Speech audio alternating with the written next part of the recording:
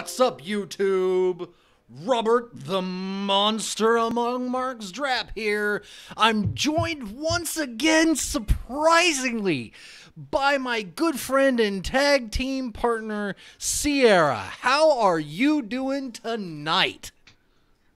I only dragged myself out of bed about 2 hours ago. I'm on my 8th cup of coffee.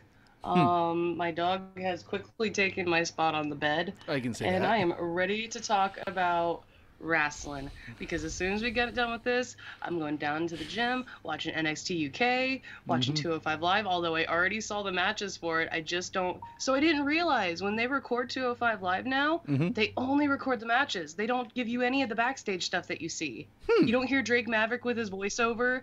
It's just the matches. I mean, that's not terrible, but the backstage segments are what can help out. Yeah, you don't. So, spoiler, we have a fatal 5-way coming on 205 Live tonight, and I'm a happy girl. Yep. But before we get going, for all of those who may see this video now, later, or anytime in the future, please like, comment, subscribe, share, all those wonderful things down below. Hit the bell for the notifications. Follow the show maybe on Twitter at InMoshPit. She's at the Heavy Metal Hippie. I'm at Rob's Random ROMs. Let's talk Smackdown Live 1000. The show starts. Yeah. The show starts in a wonderful way, and that's with a highlight package, a very nice video package, including all of the greatest moments from SmackDown Live. And I personally have to point out one of my favorite, small trivia things that happened on, and they showed it. That I was very happy that they went this direction. They showed the SmackDown Live after 9/11, and that happened to be emanating from my hometown in the old Compaq Center. So in Houston, Texas. So yeah, that was in Houston. That was wonderful.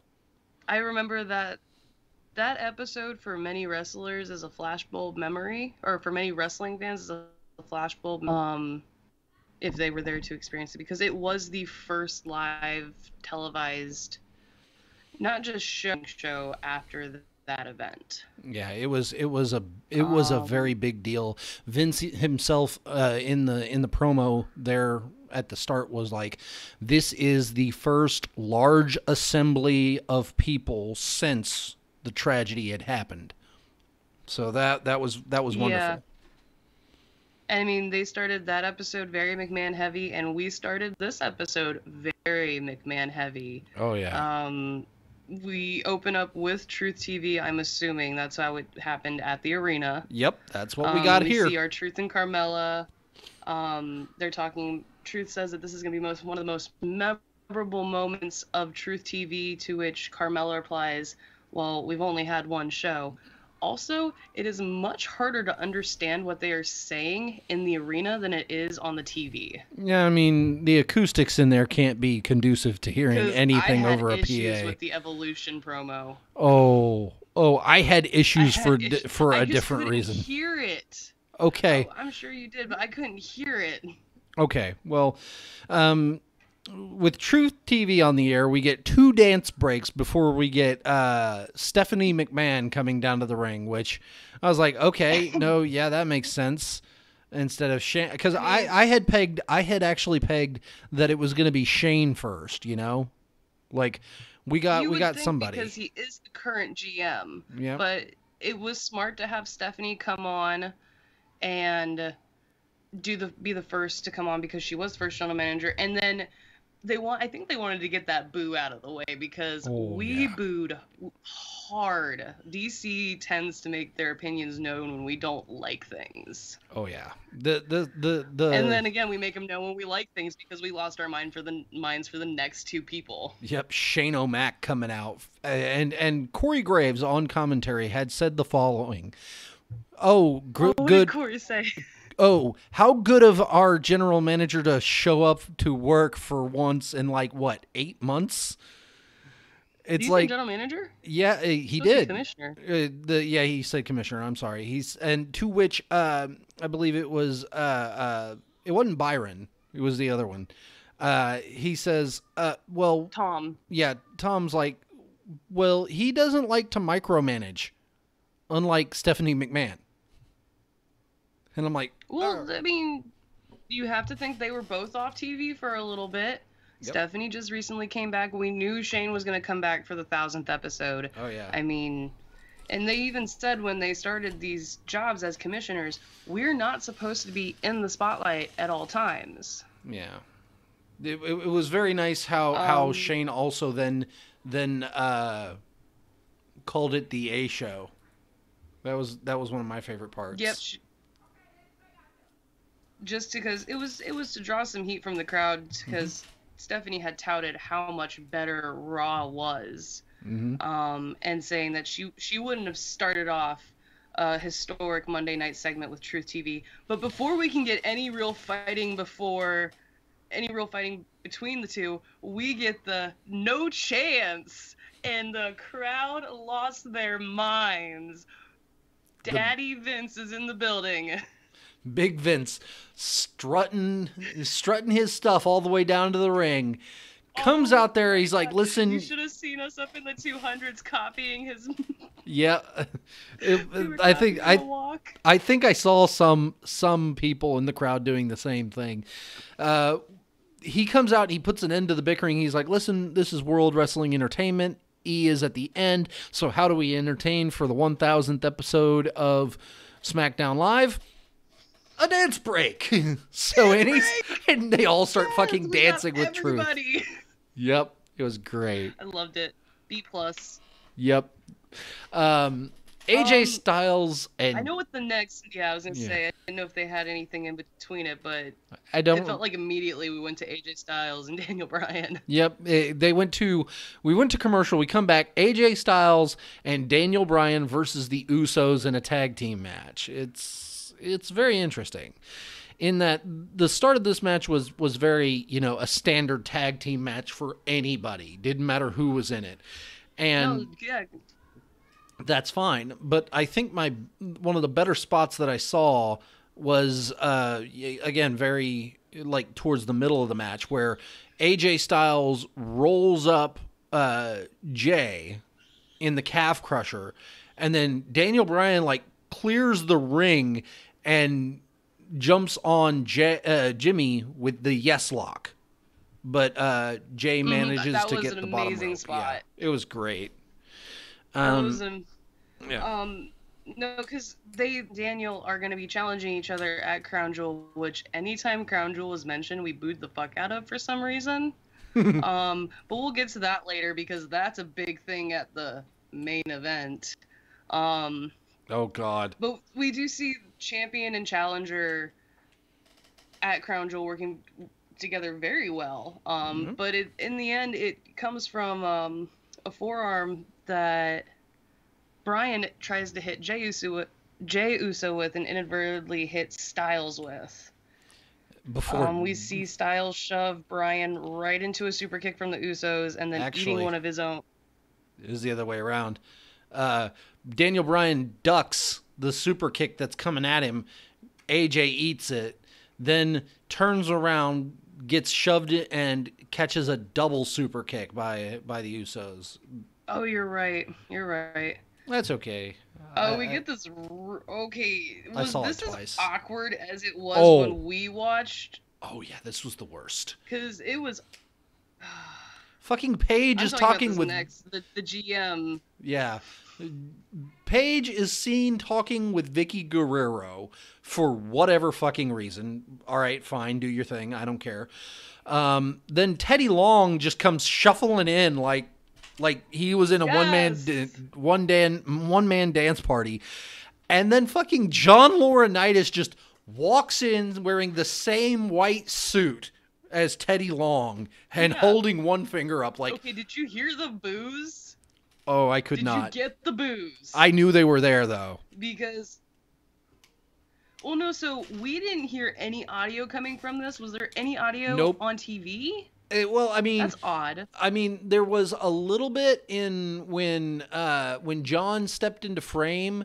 Vicky rounded his what appeared to be right side and said, "Excuse me," but not in the same Yeah, that's screechy the only thing we kind heard of. too. Yeah, no, they didn't say anything though. They weren't really talking to microphones, so it's whatever. We go to commercial and come back. This is the part. With a very controversial Evolution reunion. Yeah, I mean, this is the part where Batista. I think Hi. that yeah, I think that this was very much they wanted to have an Evolution reunion segment. Like they knew that this was a thing that they had to do. And were Triple H not currently in a program with Shawn Michaels and The Undertaker and Kane to get them to where they want to go, I would have said that this was going to start a fight between Trips and Batista, which is something that I believe that Batista would actually want. Like, this is something he'd be on board for, especially with Avenger. I think this is the first nod of that. Might be. I think this is the first nod to potentially, because Batista wouldn't have shot like that if he wasn't potentially going to come back and do a feud. Yeah, with Taker, because I mean, not Taker, Trips, because to point out the one thing that you never did was beat me. Yeah, I mean, this like I said in my notes here is like this one seemed very much like a shoot. You know, like everybody was given mics. They're like, okay, we need you to guys go out there, pal around a bit, talk, say whatever you want to say, get in the ring, go. You've got 10 minutes. Have at. Well, no, because I really enjoyed the segment because you see Randy touting about the stuff that he did when he started out, and since then being such a destructive superstar, he has to do that because he's still an active member of the roster. We see Ric Flair recanting the joy of the thing. He's retired. He's living vicariously through his daughter, as Batista said. That was Orton. Or yeah, that's what Orton said. And then we see like Triple H talking, but then we see Batista. And to hear that promo, the only way that promo could really get off is that if this could potentially be something that we do see. Yeah, and the stare down between the two. Because they've been so focused on bringing back these, with Evolution, they're bringing back a lot of the legends, the females. We saw Taker and Triple H at Super Showdown. We're going to see the Brothers of Destruction and DX at Crown Jewel. What if this is just WWE doing this, bringing back some of the older guys and doing like a Goldberg-esque run? I mean, I wouldn't be against giving Batista something good to do like that, especially because... As long as he doesn't gas out like he did when he was Bootista. Oh, he even acknowledged it. He was like... I don't care if you called me Blue Tista. And props to him for acknowledging it. Yeah. I don't care if you called me Blue Tista or Boo Tista or whatever you called. Love me or hate me. I loved you guys. And so, because that segment is tied with another segment for segment of the night for me. Oh yeah, it was pretty damn good, and I think I know which one you're going to talk about. Because we're going to get there soon. Miz... On my Twitter, you're going to know which one I talked about. Fucking out of nowhere, unannounced, unbuilt, fucking Miz versus Rusev for a spot in the World Cup. This one doesn't even get going, and Aiden English comes out to interfere, giving Miz the roll-up pinfall victory over Rusev. Lana kicks Aiden in the crotch. This is literally just WWE. This is literally WWE putting Miz into that match because something's going to come out of it. Is there like some type of bragging right or title shot if you win the World Cup? There actually is. On Monday Night Raw, they did say that the winner of the World Cup gets... no, I'm sorry. That was the Women's Battle Royal. That was the Women's Battle Royal. I mean, it seems... God, did you see all of the GIFs and the stuff that the women were posting? Oh, as no. soon as they found out they were going to be in Battle Royals? Oh, let me guess. They went with the classic film from overseas. Mella used the GIF of herself. I mean, duh. Everybody started using gifs of themselves. Peyton Royce gave like the ew face of a gif of herself. Mela had like this disgusted face. It Yeah. was beautiful to see them all kind of rally there. But this was not a beautiful match. I No, mean, this was this is only just building up Aiden English and Rusev probably at Crown Jewel. yeah. Put it on the pre-show because I don't care. Next we get to I don't think there are pre-shows for these live televised shows maybe because we didn't have one for Super Show. this is true.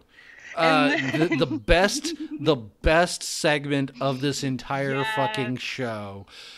The rated Happy Edge the has his hair back. yeah, I gotta say it. The rated R superstar. How the fuck did they get Tony Schiavone to show the fuck up for one segment to do that intro? Because that was him. I know it Cutting was. Edge. The cutting edge was They probably back. have a voiceover of him Or because of all the times he's done it. well, no, because you could hear him introduce it on TV. You could hear him introduce and list out Edge's accomplishments, like They probably had him ladies and record gentlemen, now coming into the ring, how many ever time world heavyweight champion, WWE Hall of Famer, the rated R superstar Edge. Now me, I think that if I was doing SmackDown Live 1000 and I wanted Tony Schiavone to not have to fly to be there just for one segment and not be in the ring, you pipe it in via Skype and like buffer the fuck out of it, make sure it's really good, and then do a couple test runs before the show and then let him have it. I'm pretty sure they had him go to their studio where they record the entrances and just do a recording because I didn't see him anywhere. Yeah, probably not. Probably. Again, I very much I loved the emotion coming from Edge, like how he talked about some of his greatest moments, how he cashed in on Undertaker for Money in the Bank, how he had a no disqualification match against Eddie Guerrero that people still talk about, how and then he brings out he brings up now the rated R superstar has to be the moral compass for SmackDown Live. So bear with me.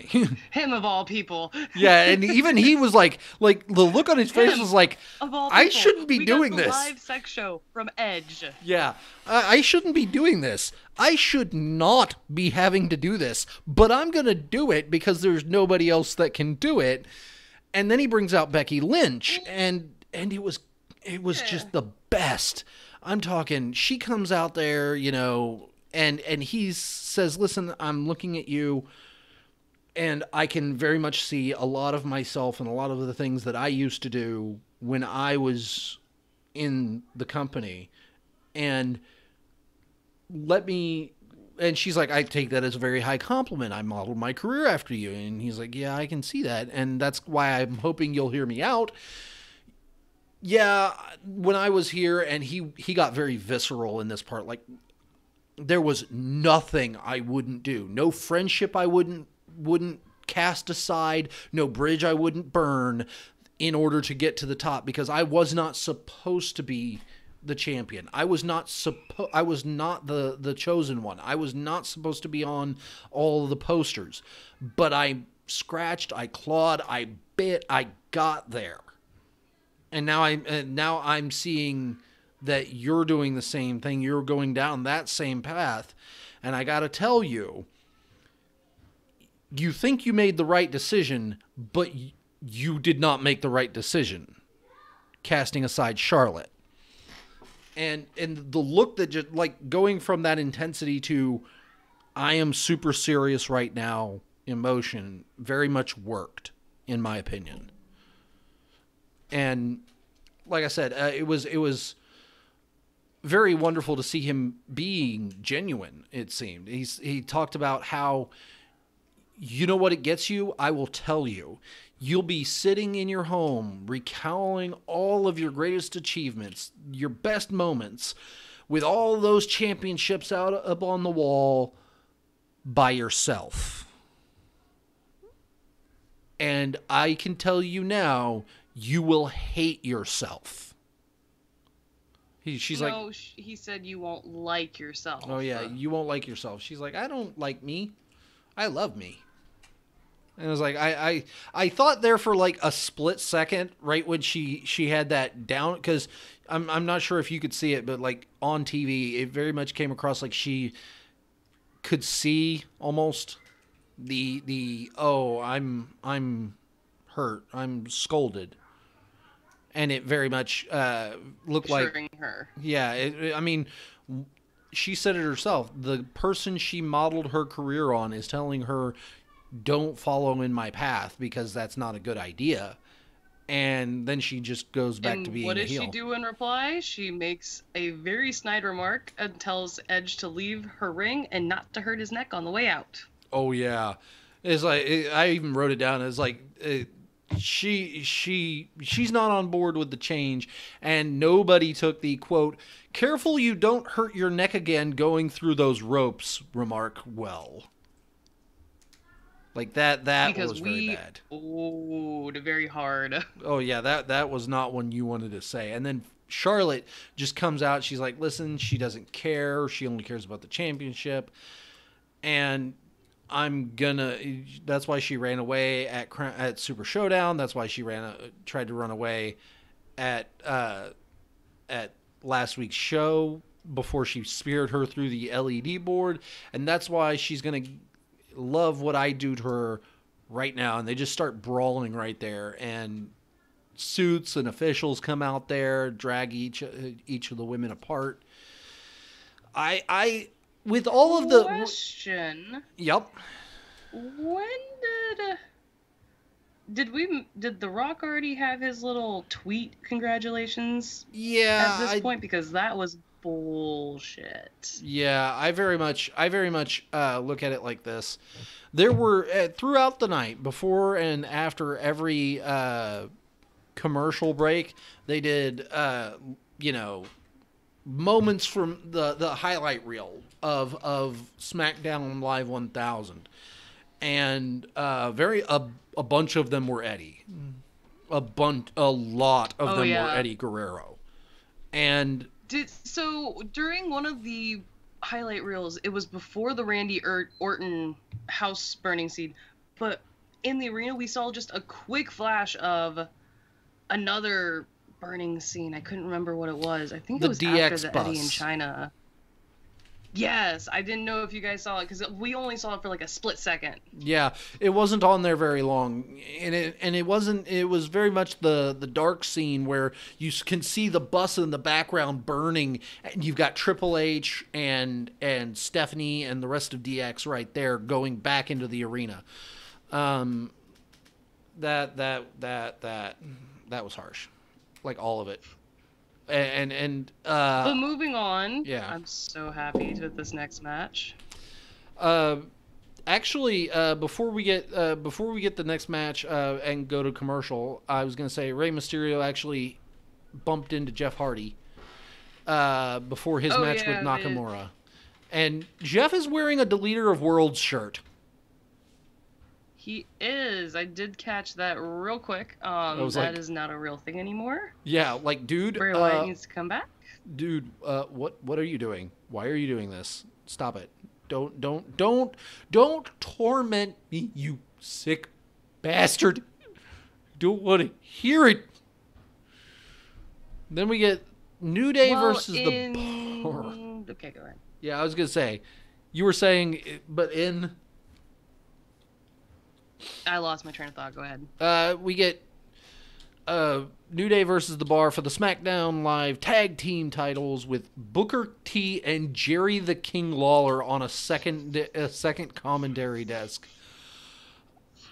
I'll tell you right now. I'll comfort your woes. They only had 2 short segments.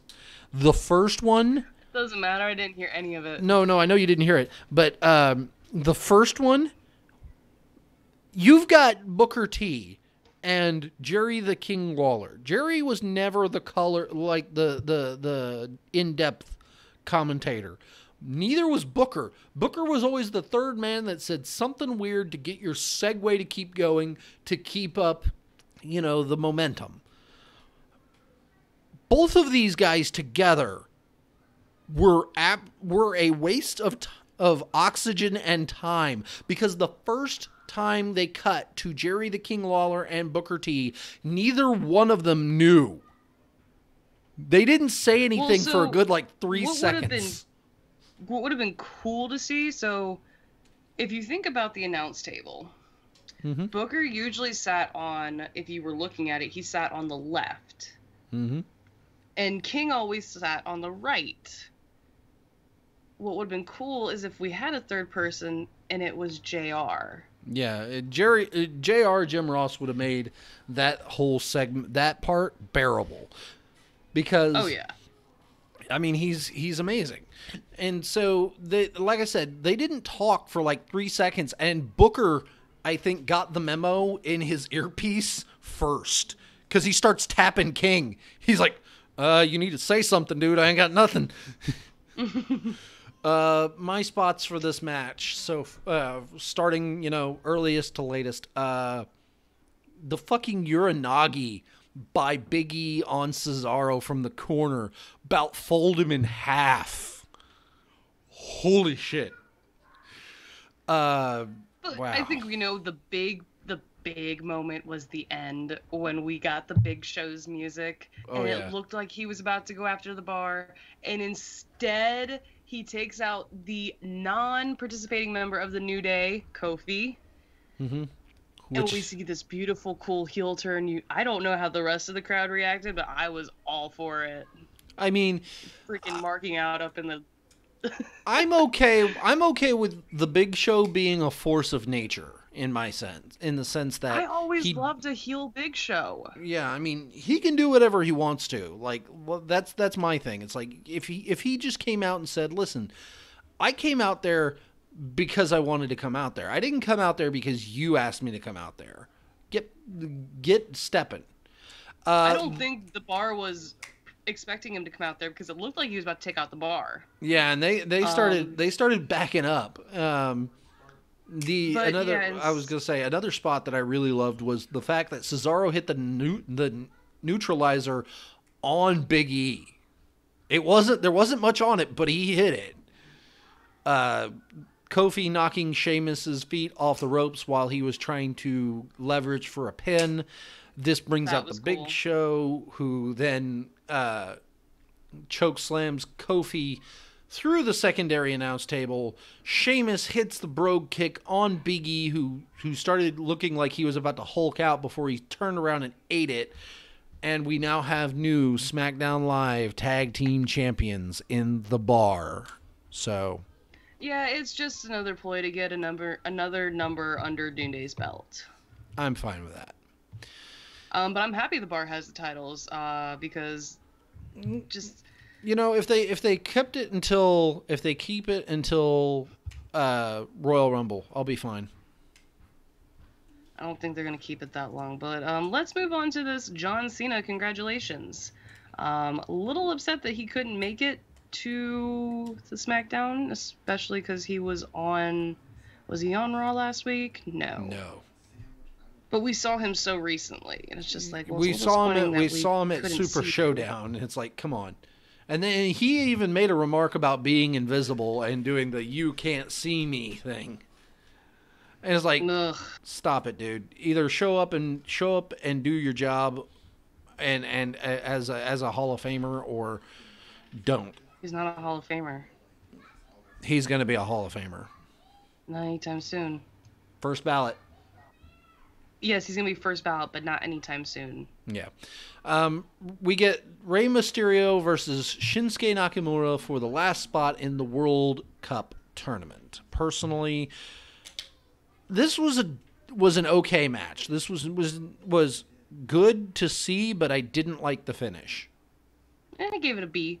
Yeah, I mean, I'll give it a C+. It went as expected.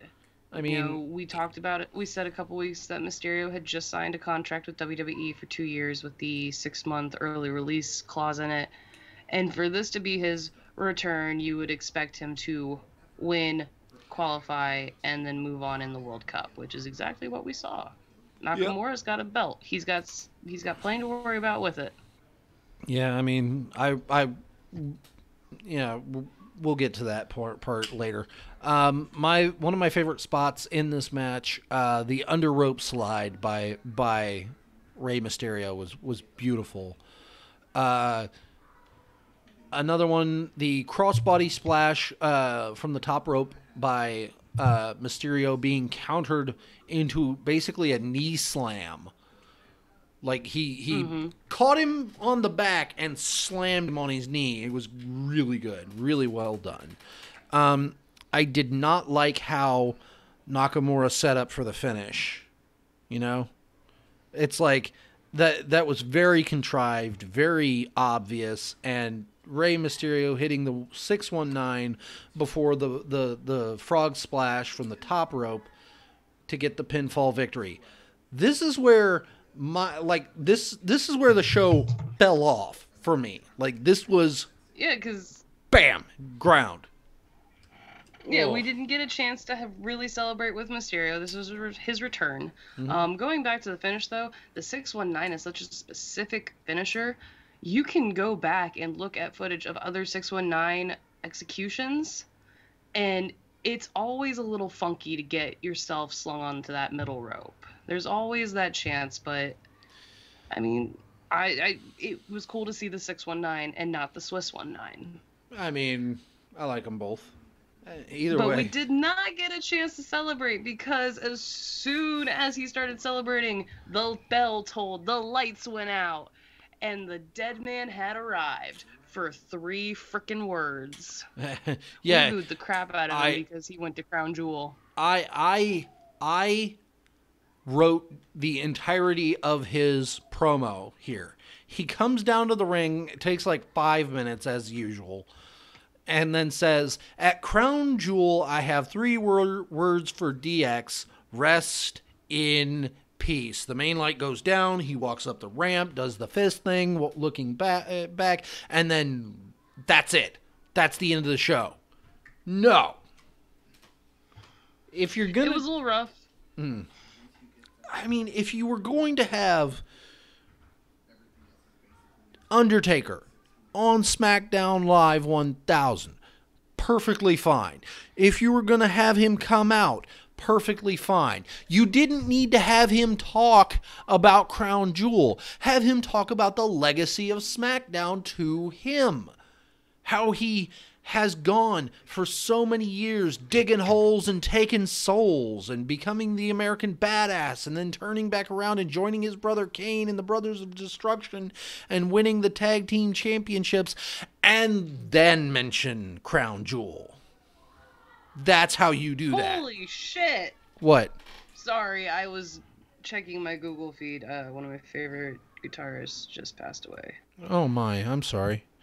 Yeah, today's been hard, but final thoughts. I say, even discounting the last couple moments, this was a solid show. Was it better than Monday night? Kinda. Was it a good show? Absolutely. So. It was definitely better than Raw 25, that's for damn sure. Yeah, that one was a train wreck that they tried to get going, and it was a sad affair. Again, I want to thank you all for watching. Please like, comment, subscribe, share all those wonderful things down below. Please hit the bell for the notifications. Follow her on Twitter at Heavy Metal Hippie. I'm at Rob's Random ROMs, and we will see you all tomorrow night for our NXT 205 taped review. Question. Later. Oh.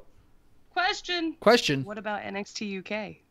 I don't know. We'll play it by ear. Pete Dunne is defending the UK Championship against Noam Dar. And I know that's going to be a barn burner. I might watch it just for the fun of having seen another Pete Dunne match, because you should always spoil yourself in such a fashion. But I don't know if I'll have the energy to review it, just because it's. I mean, we're already going to be going through what 4 hours of 2 hours tonight of wrestling, and then we've got to find our news and rumors. 3 hours on Tuesdays because of Raw. Yeah, I mean that's and I don't fair. know if it's going to be like a weekly episodic or because it sounds like it's a seasonal. Might be. Besides, I can't wait for Saturday, because I am going to the Dallas Fan Days. Already got one ticket. Gotta wait. Yep. So I don't know if I gotta start conserving energy to be around a massive amount of people, and maybe do a Harry Potter themed escape room. It'll be great. So again, that's legit. Yeah. We will see you all next time. Later. Bye.